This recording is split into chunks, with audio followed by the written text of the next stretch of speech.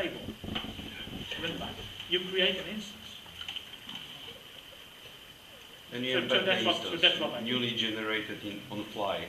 I generated, yeah. And in the backend there is I added a callback that when it says, okay, now I need this CFF block, it calls out to basically the Lua part, and I say, okay, I already created that, I cached the stuff, I created it, I just give you the right CFF block, put it in, and that's it. There was actually not even that much needed to get it. It's actually more easier and then adding all kinds of extra stuff that maybe PDF whatever would need for this to do. So we have this technology, we can use it, we can create the fonts, and it works. You can see it, it works, I can display it. What happens with overlaps? This was the second question from Jacko. Anything happens with overlaps, or you just rewrite it?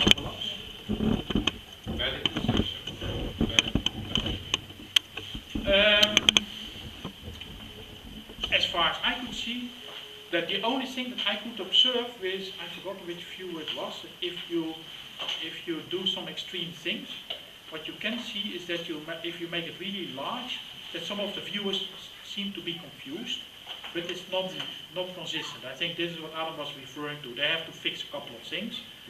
Maybe the optimizations that they need to be more careful with, but I think printing and viewing, I didn't observe any.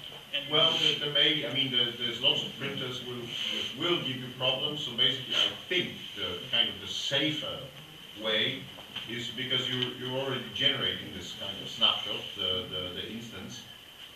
If there was a way to also remove the overlaps, basically, to process the glyphs, so that yeah, but that demands a bit of knowledge that I currently lack. Yeah, of course. But I mean, basically, this is I think I know that, for instance, the Google team, that they're working, you know, on open source software, basically for this instantiator that will kind of do. So you can finally figure out what the algorithm is. And they will basically just, you know, they will provide this because they need it as well. I mean, they need it in their print stream for Chrome or whatever. So this variable to static, there will be, I think, some C++ or whatever library that will do it. On the other hand, I get the impression that some of the stuff that was also in CFM or whatever, you know, it's the same bit as hinting. You know, the better the devices get, the less important these things become. And it can be that if 5 years from now all the old printers are gone, so some of the problems disappear out of themselves. Yeah. But don't worry too much about that things. Any more questions?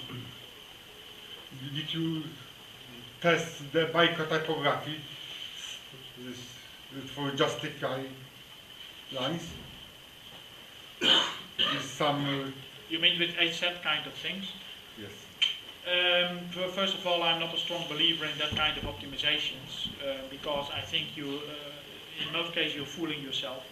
But anyway, one of the things that we need in order to do that is that, and that's currently not possible in Lorien, is that we can adapt the font runtime, that you can add glyphs to it because you don't know in advance what kind of things you have. This is something that we will work on because it's relatively trivial to add. And if you have some constraints, yeah, that you say, okay, I can add glyphs to a font runtime when I need them, which doesn't affect all the old stuff that I have output, then you can start thinking across those lines.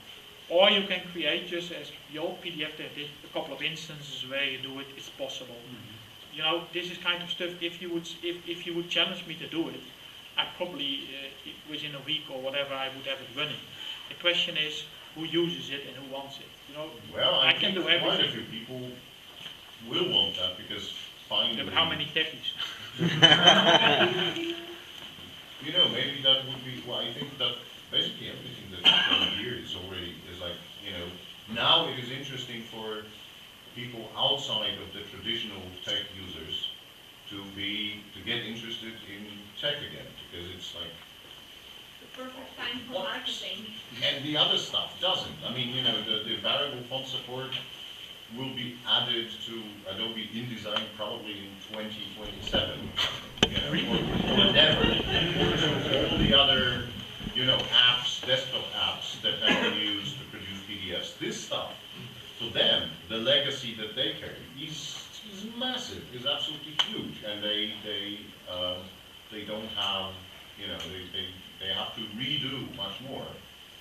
Because their assumptions about how actually in design it's okay because they have some multiple master logic from the old MN times, so they can they have code that assumes that the font is not necessarily static because they did implement old MN, so now they have the same logic, they just do different formulas in different flavor, but lots of other apps is just is close to impossible to do. While here it's. Okay, so next year maybe I can show that can be done. I can make a font certainly that will have just a slight variation in the width and only in the letters that need them.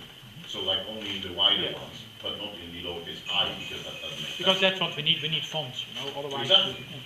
This is fantastic. I'm afraid we run out of time.